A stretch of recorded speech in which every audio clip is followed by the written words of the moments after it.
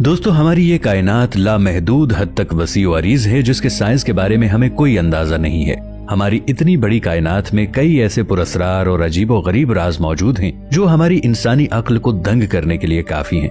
यानी यूं कहें कि इस कायनात के अंदर कुछ भी नामुमकिन नहीं है। सिर्फ हमारी गैलेक्सी मिल्की वे में 250 बिलियन से भी ज्यादा सितारे मौजूद हैं जिनके गिर्द उनके सैयारे चक्कर लगा रहे हैं और फिर उनके गिर्द भी उनके चांद महवे सफर हैं। खलाई तहकीक के दौरान इन सैयारों पर जिंदगी के आसार को ढूंढने के लिए साइंटिस्ट दिन रात कायनात के निजाम पर खोज कर रहे हैं ताकि मुस्तकबिल में अगर मुमकिन हो तो इंसान जमीन के अलावा यहाँ पर भी आबाद हो सके। इस खलाई सफर के दौरान साइंटिस्ट का सामना ऐसे अजीबो गरीब और पुरस्कार प्लैनेट्स और गैलेक्सी से भी हुआ जिन्होंने इंसानी अक्ल को वर्ताए हैरत में डाल दिया। फिर चाहे वो हीरों से बना हुआ एक मुकम्मल प्लैनेट हो या फिर कांच की बारिश करने वाला एक अलग सैयारा या फिर गुलाब के फूल के जैसी एक गैलेक्सी। दोस्तों, वीडियो में आगे बढ़ने से पहले पाकिस्तान के सबसे बड़े साइंटिफिक चैनल इफ टीवी को सब्सक्राइब कर लें और साथ मौजूद बेल आइकन को जरूर प्रेस कर दें ताकि हमारी आने वाली वीडियोस आप तक बर वक्त पहुंचती रहें। 55 कैंसरी ई या फिर डायमंड प्लैनेट। दोस्तों, सन 2004 में डिस्कवर होने वाले इस सैयारे के नाम से ही जाहिर है कि ये पूरा प्लैनेट डायमंड्स यानी हीरों से बना हुआ है और इसकी वजह यह है कि ये अपने सूरज के बहुत ज्यादा करीब मौजूद है जिसकी वजह से इसका टेम्परेचर 1700 डिग्री सेंटीग्रेड तक पहुंच जाता है।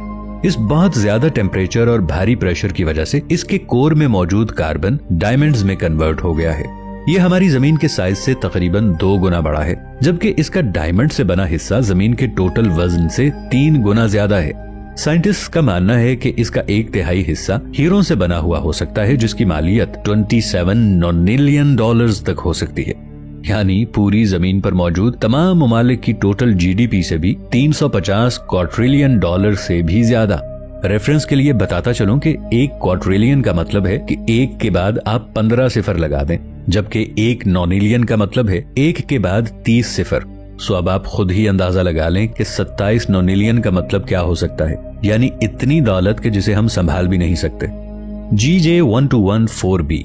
दोस्तों, हमारी जमीन से 45 लाइट ईयर की दूरी पर मौजूद ये प्लैनेट चारों तरफ से पानी से घिरा हुआ है। यानी यहाँ खड़े होकर आपको दूर दूर तक ना खत्म होने वाला एक ऐसा समंदर नजर आएगा जिसकी गहराई 200 किलोमीटर से भी ज्यादा है। और इसकी वजह यह है कि इस प्लैनेट पर इसके मैस का 10% पानी मौजूद है, जबकि रेफरेंस के लिए बताता चलूं कि जमीन पर पानी का टोटल मैस जमीन के टोटल मैस के मुकाबले में है सिर्फ 0.005%।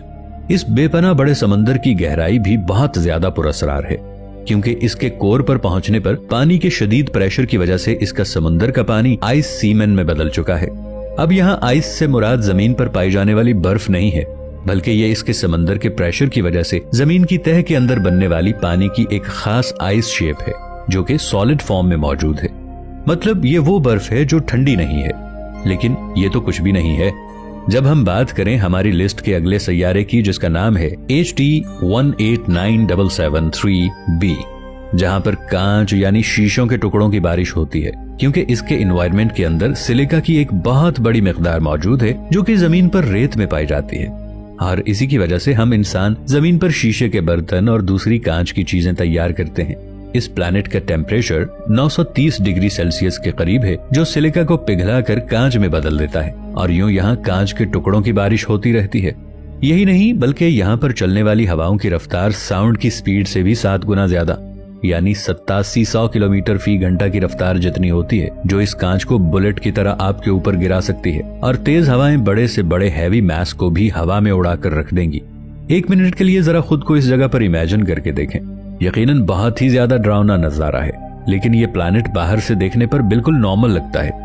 इस प्लैनेट को अगर आप आसान अल्फाज में जहन्नम कहें तो ये गलत नहीं होगा, क्योंकि अपने सूरज के बेहद करीब होने की वजह से इसका टेम्परेचर 2600 डिग्री सेंटीग्रेड तक पहुंच जाता है। इसके सितारे की गर्मी की वजह से इस पर मौजूद तमाम गैसेस उड़कर हवा में बिखर गई हैं, जहां अब सिर्फ जलती हुई चट्टानें हर तरफ रह गई हैं और इसके साथ हर तरफ तबाही मचाने वाला लावा। हमारे चांद ही की तरह इस प्लैनेट का एक हिस्सा हमेशा इसके सूरज की तरफ रहता है, जिसकी वजह से यहाँ शदीद गर्मी होती है, जबकि दूसरा हिस्सा -0 डिग्री सेंटीग्रेड से भी कई गुना ज्यादा नीचे होता है। इसकी वजह से इस हिस्से में शदीद ठंड होती है। यहाँ इंसान तो क्या, कोई मशीन भी नहीं रह सकेगी। बात करते हैं टाइटन की। तो नाजरीन, हमारे सोलर सिस्टम में मौजूद सेटर्न सैयारे का चांद, जिसे टाइटन कहते हैं, बहुत हद तक जमीन के हालात से मिलता जुलता है और साइंटिस्ट को उम्मीद है कि शायद वो यहाँ पर मुस्तकबिल के अंदर इंसानों को आबाद करने के काबिल हो सकें। सेटर्न के इस चांद के बारे में हम सिर्फ 20% तक ही जानते हैं। इसका एटमॉस्फेयर बहुत ज्यादा डेंस है और ग्रेविटी बहुत ज्यादा कम, यानी यहाँ आने के बाद आपका वेट बहुत ज्यादा कम हो जाएगा, यानी आपको यहाँ पर चलने के लिए ज्यादा जोर नहीं लगाना पड़ेगा और आप आसानी के साथ पंख लगाकर इस एनवायरनमेंट के अंदर एक परिंदे की तरह भी उड़ सकते हैं। सन 2005 में इस पर मजीद रिसर्च से ये पता चला कि इस पर मीथेन गैस की बनी हुई नदियां और झीलें भी मौजूद हैं। बिल्कुल जमीन की तरह यहाँ पर बारिश भी होती है, लेकिन यहाँ का टेम्परेचर है -1790 डिग्री सेल्सियस, जो कि पानी को पत्थर की तरह जमा सकता है और इसी टेम्परेचर की वजह से यहाँ पर मीथेन गैस भी लिक्विड हालत में मौजूद है।